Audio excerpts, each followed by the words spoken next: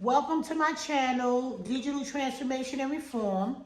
My name is Chandra, and on this platform, I'll be offering resources and coping strategies to people who are suffering with the traumas of incarceration, homelessness, and child abuse. I'll be doing story times, live videos, vlogs, Q&As, and more. The first segment is going to be a story time. The topic of the story time is the importance on effective parenting. Now, this topic is very important to me because as an adult, I realize now I was abused as a child.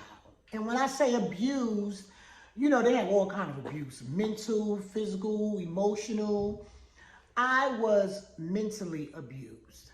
And the reason why I'm saying that is because I lived with my grandmother. My grandmother raised me. My mother and father didn't raise me. And I felt like I had no voice. I didn't feel like I was loved. So in return, I didn't know how to love me. So that's why I say I had mental abuse. Growing up, I couldn't understand why I wasn't with my mother. You know, why wasn't I with my parents? I can remember in open school, you know, the kids, where's your mother? Where's your father?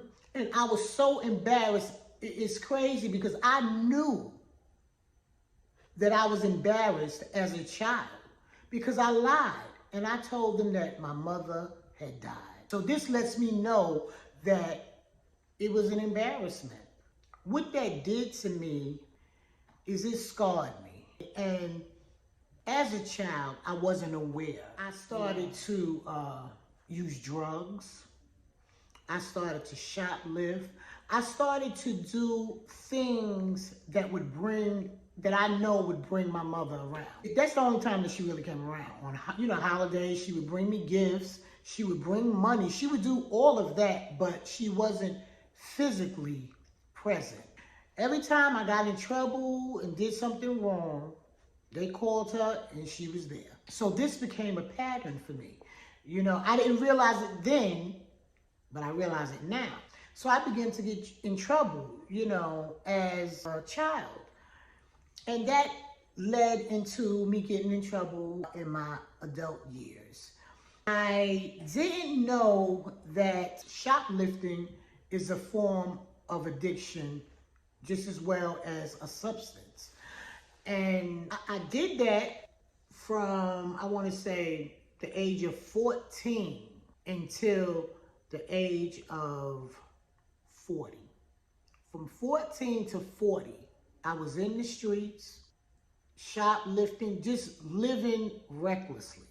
I realize now that in me doing that, I never took the time to think things through before I did them. So that kind of caused me to get into a lot of trouble. Even in getting in trouble, that didn't stop me. It caused me to continuously get in trouble. And when I say get in trouble, I'm talking about incarceration.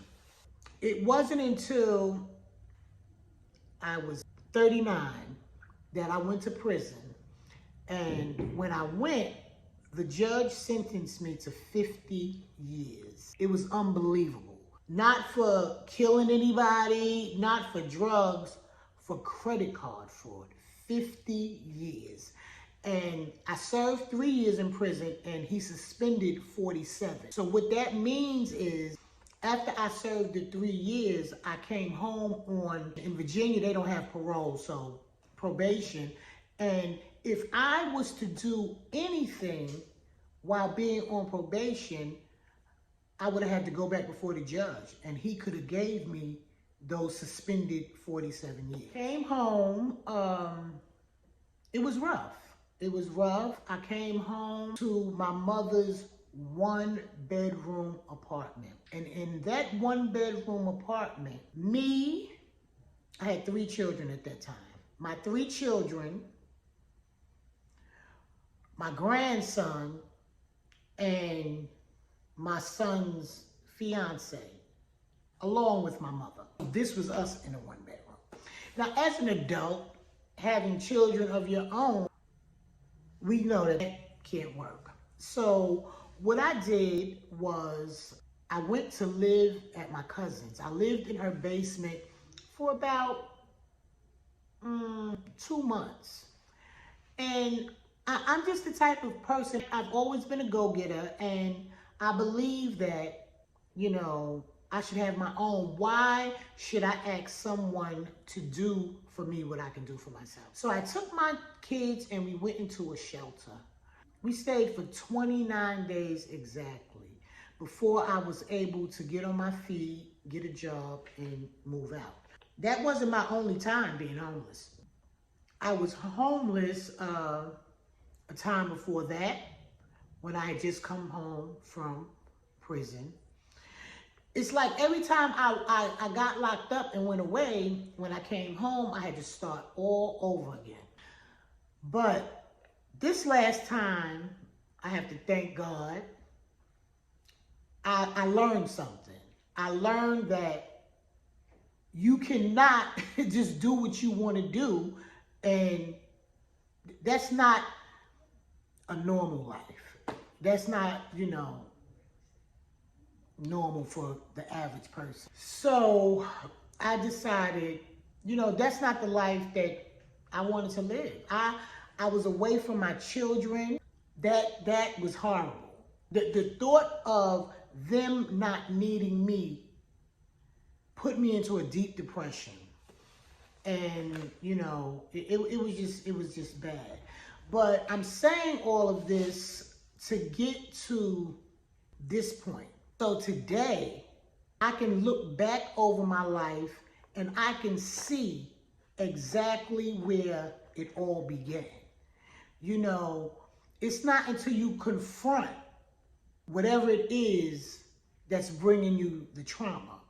And for me, it was me. It was me because I allowed my childhood to spill over into my adulthood in a negative way. Negativity consumed me. And today I know it was because of the mental abuse that I received as a child. And I don't blame my mother or my father, because the truth of the matter is they had parents as well. So, this thing doesn't come with a manual. You only do what you saw or what you were taught. And it wasn't until I'm 53, and it wasn't until I became 53 that my mother cried in my arms and told me that she could never remember her mother telling her that she loved her. See, so as a child, I didn't know, but now I know you have to look beyond the surface. It's not always what's in front of you. It's a little deeper. So today, I suffer from anxiety, and I suffer from persistent depression. I was diagnosed. I'm not self-diagnosed, and I was diagnosed. And all of those things stem from my childhood. It was things that I carried with me throughout my adulthood that put me where I am today. And I just want to say it has to change. It has to, you have to break the cycle. It has to change. So even though I've been incarcerated several times, I've been homeless several times, I was abused as a child, and I was on drugs. Even throughout all of that, I had sense enough to know that I didn't want my children to feel what I felt as a child. So it was exciting for me. My oldest daughter, when she turned, I think, 14, I took her to open up a bank account. She had her first job. I was present in her life, and I was able to show her the things that a parent should show their children. And she's a really good girl. She graduated high school at the age of 16, and she's very respectable, and I'm proud of her. I also have 2 younger daughters. They're coming up too. But I say that to say that in my trauma, in my hurt, I was able to recognize that if I didn't parent in a good way, or in a way that I thought was good, then my kids would go through, if not the same thing, some bad things. So I want to say to you all, it's never too late. Never, never, never, never, never too late. Outside of me being homeless, I've been home for 10 years. In that time, boy, oh boy, I have accomplished a lot. But I'm not going to go into that now because I have to keep you guys wondering. But I've accomplished a lot, I have a family, I'm married, and life is good. So don't be afraid to ask for help. Don't be afraid to say, I don't have this thing figured out. Because there's always help. There's always help. There's so many resources out here for us, but they don't tell us about it. They don't tell us about it. So you have to do your own research, or, you have to ask for help. No, I just believe that once you take the time to, remove yourself from all the hustle and bustle, become conscious, to do this, you have to be conscious in the moment. You have to be able to look at yourself for who you are, and whoever that may be, you have to love that person, because God made only one you. There is nobody else that can be you. And he made only one you, and he made you for a purpose.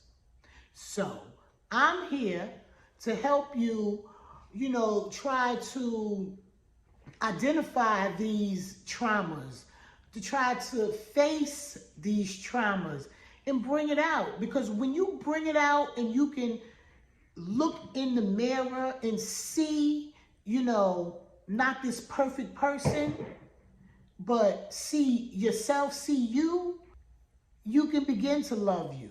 You can begin to love life.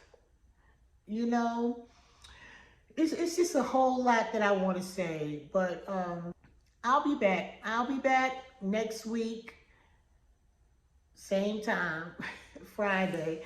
Our next segment will be on depression in our children and the importance of being properly diagnosed and treated.